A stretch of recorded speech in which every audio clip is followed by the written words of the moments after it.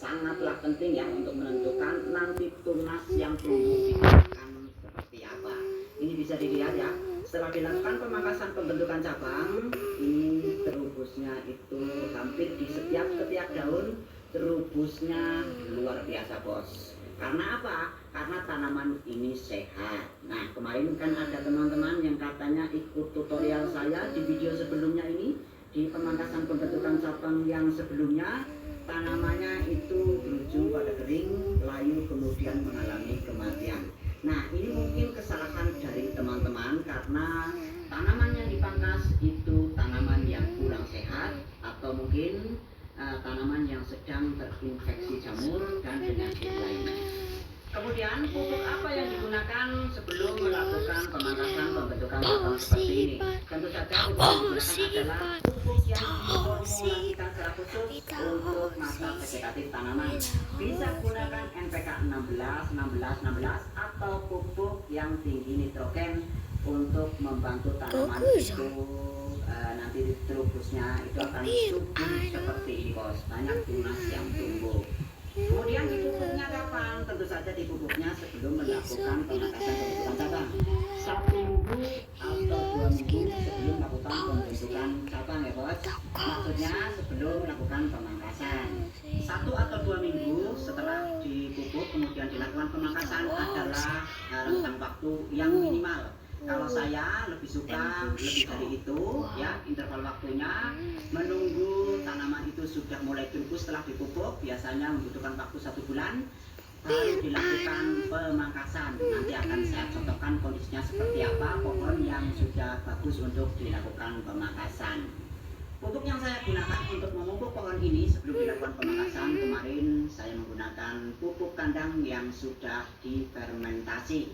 Teman-teman juga bisa menggunakan pupuk yang sintetis, bisa menggunakan NPK 16, 16, 16 atau mungkin menggunakan pupuk yang unsur hara nitrogennya lebih tinggi dari unsur yang lain. Ini saya contohkan pupuknya. Ini saya gunakan pupuk yang ini kemarin ya, pupuk yang organik saja.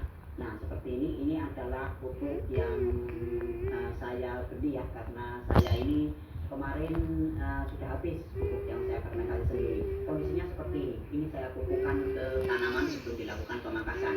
Isi dari pupuk ini adalah campuran dari kohai kambing, kemudian dari kohai kelelawar juga ada di sini ya. Makanya sangat bagus untuk dilakukan pemupukan pada masa vegetatif. Perlu teman-teman ketahui, untuk pemupukan tanaman pada masa vegetatif itu sebenarnya sangat mudah ya. Jadi teman-teman itu nggak usah bingung, cukup pupuk kandang yang sudah difermentasi itu bisa dilakukan untuk pemupukan masa vegetatif tanaman. Atau teman-teman juga bisa melakukan pemupukan menggunakan yang sintetis ya, bisa menggunakan NPK 1616 yang seperti ini ya. Kalau saya lebih bagusnya cari pupuk NPK 1616 yang ada unsur hara mikronya seperti boron, kemudian mangan dan lain sebagainya, agar nanti pertumbuhannya lebih maksimal. Nanti akan saya sarankan ya untuk pupuknya di video ini. Pupuk NPK 1616 ini diperuntukkan untuk masa vegetatif tanaman. Jadi teman-teman jika melakukan pemupukan dengan pupuk yang model seperti ini, nanti akan susah untuk berbuah ya. Kemarin ada pertanyaan seperti itu teman-teman ini. Untuk cara lengkapnya, bagaimana cara pemupukan pada masa vegetatif akan saya contohkan nanti di video yang lain ya. Sedang dalam pembuatan, belum selesai. Nanti teman-teman bisa melihatnya untuk video pemupukan vegetatif akan saya contohkan.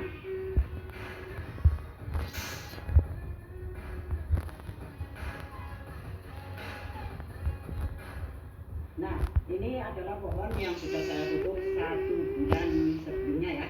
Ini sudah tumbuh seperti ini, sudah berubus ini ya. Pohon ini juga dulunya terkena jamur, sudah saya semprot ini, kemudian sudah hilang jamurnya ya, walaupun di daunnya ini masih ada bekasnya. Tapi ini nanti akan saya lakukan pemangkasan untuk membutuhkan cabang, atau nanti juga bisa untuk memutus mata rantai jamur yang berkembang pada tanaman ini. Mohon maaf ini anginnya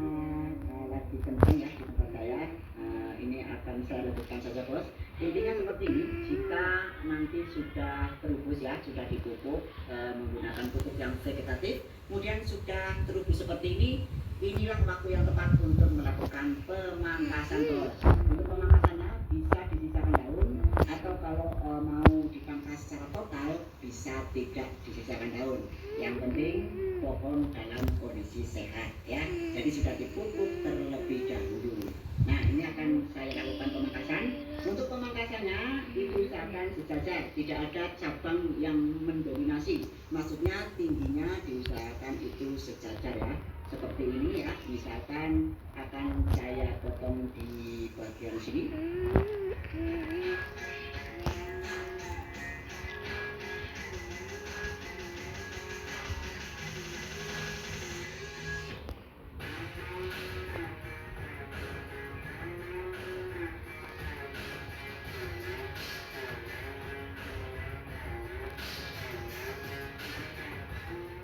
Kemudian ini dibuang saja ya, karena ini sudah terlalu kecil.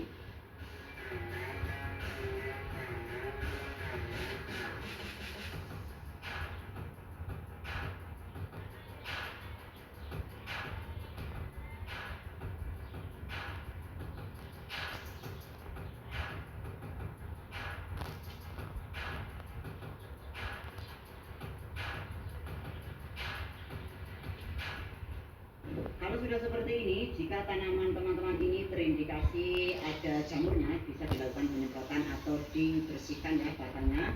Untuk daun yang sudah terkena jamur seperti ini dibuang saja, takutnya nanti bisa menular di terubusan barunya setelah dilakukan pemangkasan. Oke ya, kemudian ini saya ada satu lagi. Kedua tanaman ini sebenarnya kemarin rencana akan saya lakukan panas akar, tapi karena waktu saya yang terbatas ya, jadi saya lakukan penempatan di sini saja ya, tidak dikasih alas agar nanti akarnya tembus. Nah, ini akarnya sudah mulai tembus ya bos. Ya, jadi nanti akan mempercepat tumbuhnya cabang setelah dilakukan pemangkasan, dan tentu saja akan mempercepat batang utama ini menjadi besar. Oke ya, ini langsung akan saya lakukan pemangkasan saja. Untuk yang batang kecil ini ya dibuang saja, ini yang sudah halus digunakan. Ingat ya teman-teman, untuk memangkas ini baiknya itu di pangkal percabangan seperti ini ya, di batas percabangan seperti ini.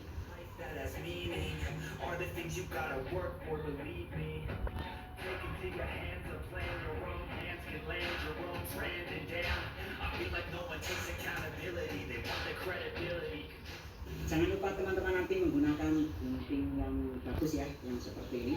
Sudah saya rekomendasikan link untuk pembeliannya di video ini bos, di samping sebelah sini ya. Untuk daunnya ini dibuang saja, karena ini sudah berjamur, takutnya nanti menginfeksi tunas-tunas yang tumbuh setelah dilakukan pemangkasan ini. Oke ya, caranya cukup mudah seperti ini ya. Kemudian ada teman-teman yang tanya, apakah dalam pemangkasan pembentukan cabang ini tidak boleh ditempatkan di tempat panas? Tentu saja boleh bos, malah harus terkena sinar matahari agar nanti pertumbuhannya semakin bagus, karena untuk pertumbuhan tanaman itu butuh sinar matahari.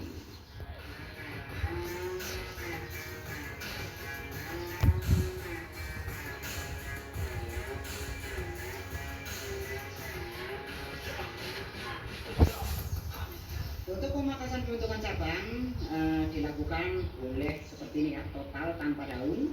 Kemudian bisa juga dilakukan untuk yang model seperti yang tadi yang saya contohkan, itu disisakan daun. Semuanya boleh-boleh saja ya, mau yang pangkas total seperti ini atau yang disisakan daun. Asal pohonnya itu sehat ya, dipupuk terlebih dahulu bos.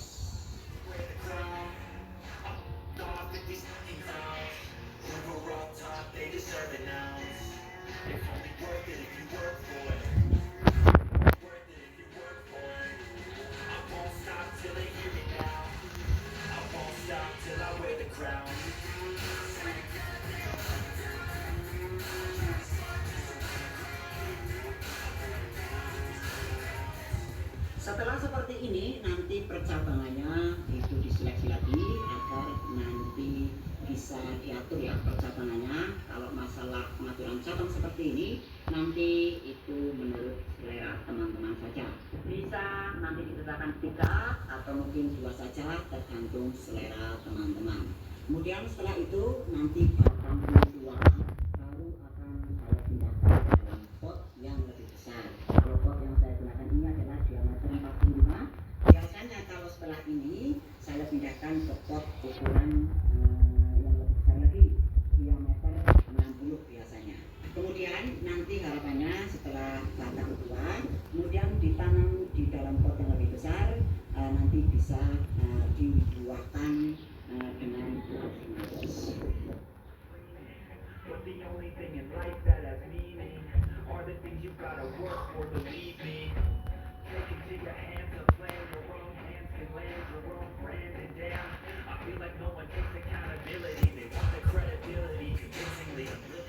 Oke ya, ini adalah cara saya dalam melakukan pemangkasan pembentukan cabang, kemudian agar nanti cabang utama atau batang utama itu bisa cepat besar ya, serta tadi pemupukan yang saya gunakan sudah saya jelaskan, dan semoga ini bermanfaat buat teman-teman.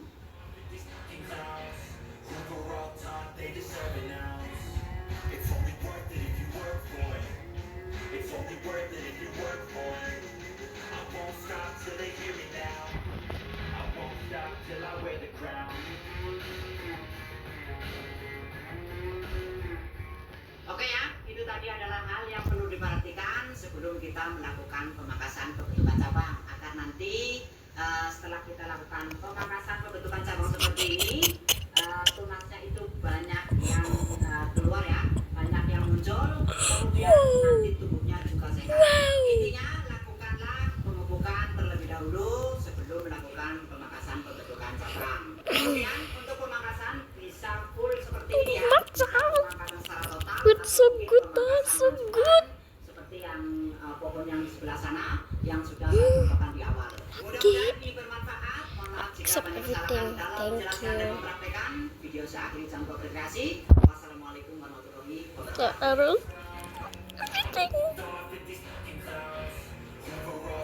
What is this? Bro, I'm gonna become billionaire.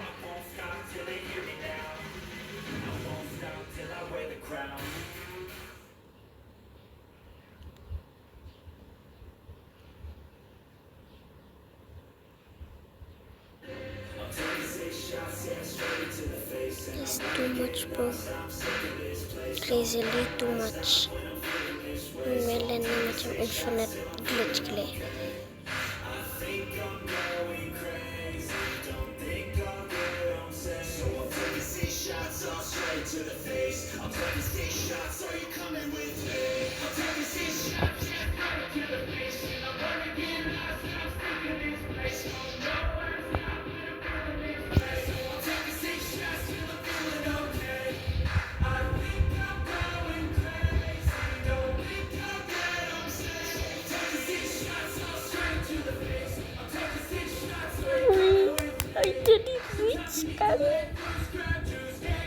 Jadi rich kan, so rich yang aku pun jadi rich.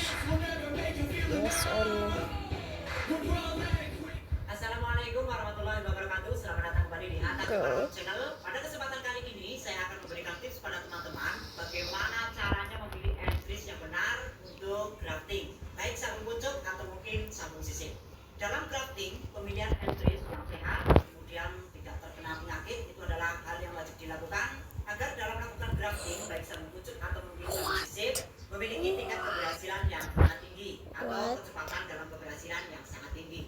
Bagaimana cara saya memilih entries untuk grafting baik sambung pucuk atau mungkin sambung sisip agar tingkat keberhasilannya itu tinggi? Simak selengkapnya hanya di Atta Kebaran Channel.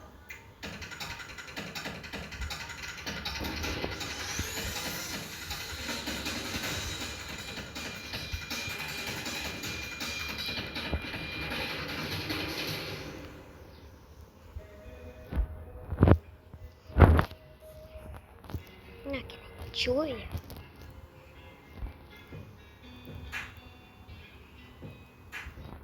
Selamat siang teman-teman sahabat Sadaya Farm.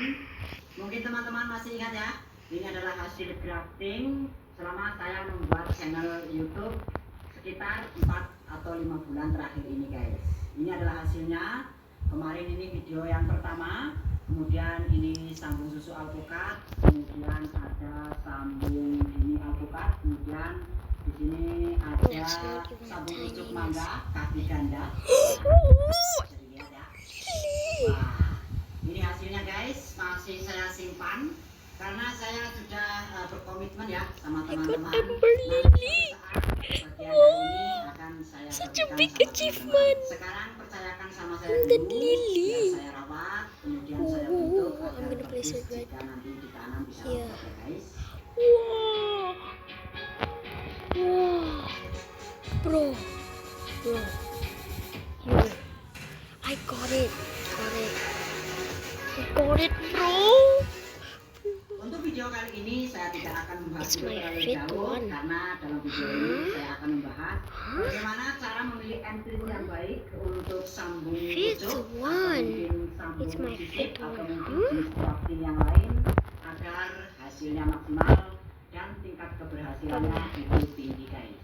Karena kemarin banyak yang request ke saya minta dibuatkan video pemilihan entries untuk grafting. Sebagian teman-teman masih ada yang gagal karena mungkin disebabkan oleh pemilihan entries yang kurang sehat atau mungkin dari tekniknya yang kurang benar. Sesuai dengan pengalaman saya dalam melakukan grafting, pemilihan entries itu sangat penting guys. Kesehatan entries dan batang bawah itu sangat penting, sangat menentukan tingkat keberhasilan kita dalam melakukan grafting itu sendiri. Baik sambung pucuk, atau mungkin sambung sisip, atau mungkin jenis grafting yang lain. Untuk entries itu sebenarnya baiknya adalah yang tidak terlalu tua, kemudian tidak juga terlalu muda guys. Atau saya contohkan seperti ini, misalkan sambung pucuk, batang bawahnya itu masih muda, kemudian saya sambung juga dengan entries yang masih muda. Tapi bukan berarti entries yang baru tumbuh, baru terubus, kemudian kita potong dan kita lakukan penyambungan guys. Bukan seperti itu. Tapi usahakan entries itu masih seumuran dengan batang bawah. Itu yang paling bagus, walaupun saya sendiri juga sering melakukan penyambungan entries yang tua, kemudian disambung dengan batang bawah yang masih muda, atau mungkin sebaliknya. Ini saya berikan yang lebih bagusnya itu adalah sesuaikan umur batang bawah. Simpan close to the environment. Kemudian untuk yang selanjutnya adalah kesehatan dari entries dan juga batang bawah itu sendiri guys. Maksudnya usahakan pemilihan entries itu yang sehat guys, tidak terkena jamur, kemudian penyakit yang lain. Ini nanti akan saya contohkan ya, yang tidak bagus itu seperti apa, yang tidak saya rekomendasikan itu seperti apa, kemudian yang benar-benar tidak boleh itu seperti apa guys.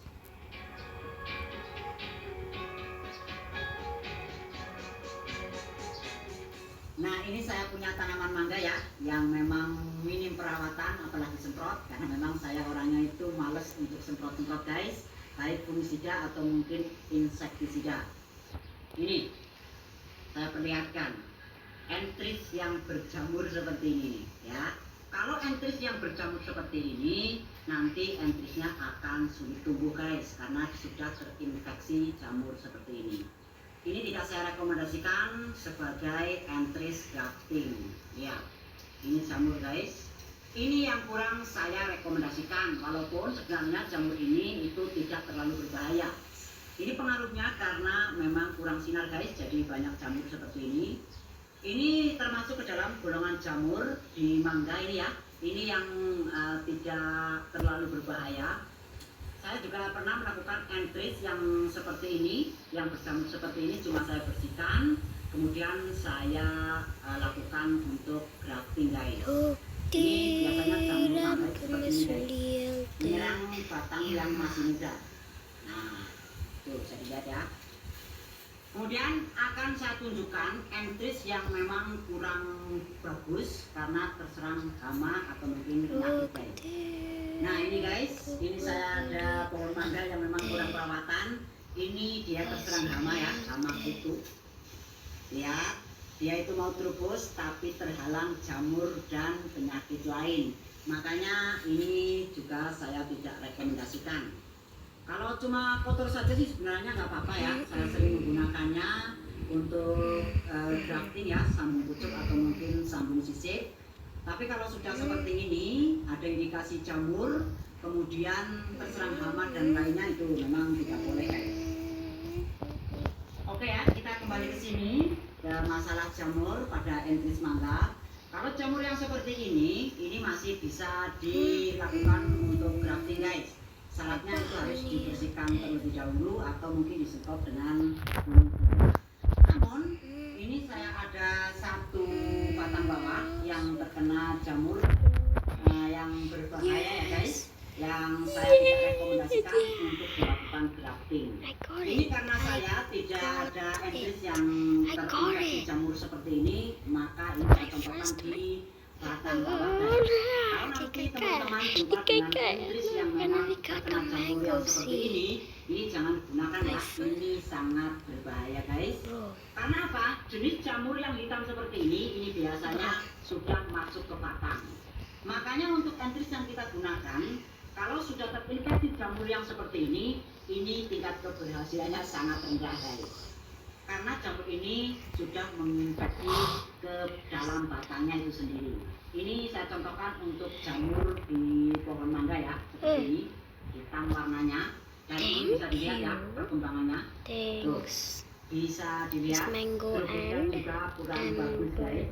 Nah, ini karena batangnya sudah terinfeksi jamur. Ini sudah ke batang. Saya yakin ini sudah ke I think I should batang. pick up mine. Biasanya kalau ada jamur ini di kulitnya, batangnya itu kita kupas akan hitam juga. Jadi dia sudah masuk ke batang. Makanya saya tidak rekomendasikan untuk entris dan juga batang bawah. Jangan digunakan untuk grafting kalau sudah terinfeksi jamur seperti ini yang hitam. Makanya harus rajin-rajin semprot guys sebenarnya. Kemudian ini saya contohkan entris yang bagus, tapi dia itu cuma kotor guys, bukan jamur ya, seperti ini ya. Tuh, ini cuma kotor. Saya sering menggunakan entris yang kotor seperti ini aman guys. Ini bukan, apalagi sudah tumbuh mata tunas seperti ini. Nah, ini saya contohkan untuk batang yang bisa dijadikan entris tapi hanya kotor saja, itu masih bisa digunakan guys seperti ini. Tuh ya, ini mantap bulbusnya, padahal untuk batangnya itu bisa terlihat ya, hanya kotor saja. Tapi ini bukan jamur guys, hanya kotor saja. Saya sering menggunakan entris yang seperti ini dan hasilnya tidak ada masalah. Nah, kemudian untuk entris yang bagus itu seperti apa sih? Nah, ini akan saya contohkan ya. Kebetulan saya ada pohon mangga yang memang saya rawat ya. Jadi untuk batangnya pun bebas dari hama dan penyakit seperti jamur dan lain-lain. Nah, ini saya contohkan guys. Entris yang bagus seperti apa sih? Ya seperti ini. Batangnya itu tidak terlalu tua dan juga tidak terlalu muda seperti ini guys. Tuh ya, bersih, kemudian tidak terinfeksi jamur atau mungkin hama lain. Tuh bisa dilihat. Dan lebih bagusnya lagi itu adalah sudah muncul mata tunas seperti ini guys. Ini sangat mantap, sangat bagus jika dipakai untuk grafting guys. Nah, seperti ini ya contohnya ya. Tuh, bisa dilihat. Mata tunasnya sudah muncul. Ini kalau dipakai untuk grafting, sambung pucuk atau mungkin sambung sisip, sangat luar biasa hasilnya. Asalkan batang bawahnya juga sehat dan teknik graftingnya juga betul. Oke ya, ini nanti akan saya potong, kemudian saya akan coba sambungkan. Saya akan contohkan sama teman-teman ya. Ini akan saya potong ya guys. Akan saya jadikan entris dan akan saya contohkan pada teman-teman. Jika menggunakan entris yang seperti ini, hasilnya akan seperti apa.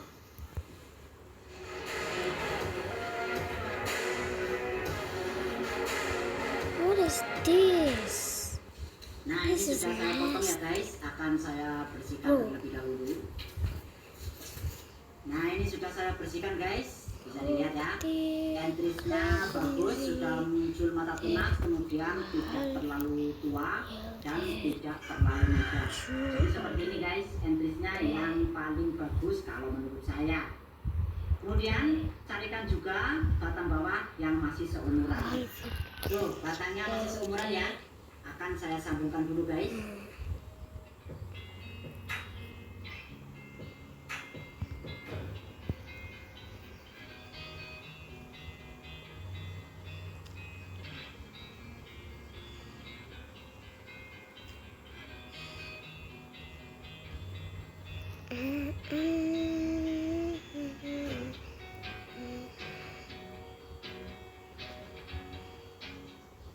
Kemudian untuk entris yang tua, bagaimana cara menyambungnya? Ya dicarikan batang bawah yang seumuran atau yang tua guys. Kemudian kalau teman-teman punya batang bawah atau seedling yang masih muda seperti ini saya contohkan di pohon alpukat. Where you get that? Ya tentu saja carikan entris yang muda juga guys. Nah, ini sudah saya carikan entris yang seperti ini ya, yang seumuran, akan saya sambungkan.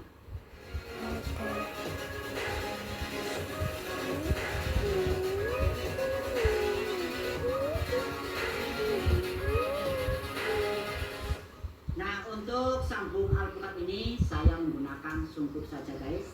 Seperti ini, tinggal disungkup. Nah, seperti ini. Bawahnya bisa diikat ya, biar ini tidak jatuh ke bawah angin. Kemudian seperti yang telah saya jelaskan tadi, bahwa entris itu tidak boleh terlalu muda atau mungkin terlalu tua.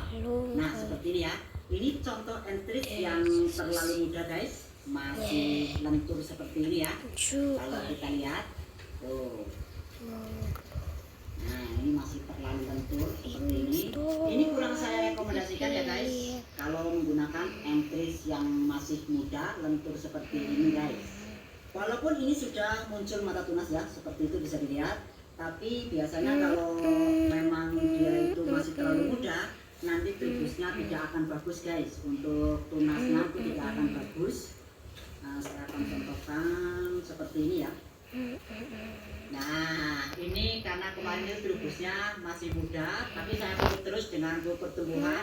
Ya hasilnya seperti ini guys, masih muda kemudian tribus. Nah hasilnya akan seperti ini ya, kurang bagus ya, tuh bisa dilihat. Namun saya ada solusinya ya, buat teman-teman yang memang terpaksa entris ini akan disambungkan. Untuk teman-teman yang akan menyambungkan entris muda seperti ini, ya tentu saja kita tuakan dulu guys, kita keraskan dulu untuk entris ini dengan cara kita memotong semua daunnya guys. Kemudian setelah 1 minggu biasanya batang itu sudah mengeras ya, sudah kaku, bisa digunakan untuk grafting guys. Ini akan saya contohkan ya. Kita potong semua daunnya dulu. Nah seperti ini. Potong tapi jangan terlalu pendek ya, seperti bisa dicepup.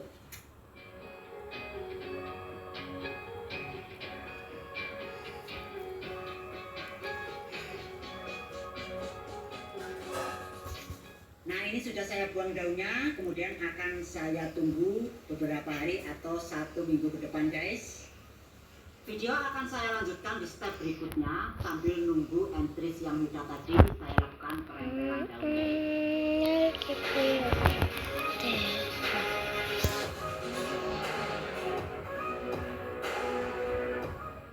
Oke bos, ini adalah yang saya lakukan pemotongan daun 1 minggu yang lalu. Ini sudah tua ya, tuh kan, sudah tua, tidak lentur lagi seperti